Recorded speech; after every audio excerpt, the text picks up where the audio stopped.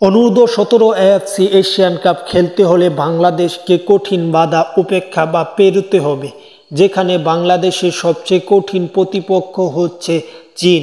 চীন তাদের ঘরের মাটিতে স্বাগতিক হিসেবে খেলবে, অপরদিকে বাংলাদেশ সফরকারী দল হিসেবে খেলবে। সেই হিসেবে বাংলাদেশের জন্য ম্যাচটা কঠিন হবে এবং এই ম্যাচটা না জিততে পারলে বাংলাদেশে অনূর্ধ্ব-17 এশিয়ান কাপে খেলতে পারবে না।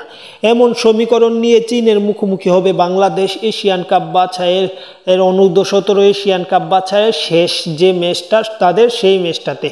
তার আগে বাংলাদেশ কেমন করছে জানতে গেলে বা বলতে গেলে 3 ম্যাচের 3 জয় আছে এবং বাহরাইনের বিপক্ষে বাংলাদেশ 28 তারিখ পরবর্তী ম্যাচ খেলবে এবং তারপরে মূলত বাংলাদেশ চীনের বিপক্ষে ম্যাচ খেলবে এবং মূলত এই ভিডিওর মাধ্যমে জানবো বাংলাদেশ এবং চীনের মধ্যকার সেই ম্যাচটির সময়সূচি।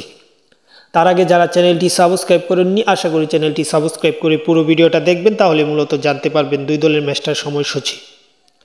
বাংলাদেশ এবং চীন অনূর্ধ্ব-17 ফুটবল দল যে ম্যাচটা খেলবে সেটা হচ্ছে এএফসি এশিয়ান কাপের কোয়ালিফায়ারের শেষ ম্যাচ। বাংলাদেশের ম্যাচটি 30 নভেম্বর অনুষ্ঠিত হবে, যেটা অঘোষিত ফাইনাল বা সেমিফাইনালে বলা যায়, অঘোষিত ফাইনাল হিসেবেই ম্যাচটা অনুষ্ঠিত হবে। এটি 30 নভেম্বর 2025 সাল, মানে নভেম্বরের শেষ সময়ে এই ম্যাচটি অনুষ্ঠিত হবে এবং এই ম্যাচটি অনুষ্ঠিত হবে, প্রত্যেকটি ম্যাচ দুপুরে অনুষ্ঠিত হলেও মূলত চীনের বিপক্ষে এই ম্যাচটি বিকেল 5টায় অনুষ্ঠিত হবে, 5টা 35 মিনিটে, এবং এই ম্যাচটি বাংলাদেশের জন্য গুরুত্বপূর্ণ মহা।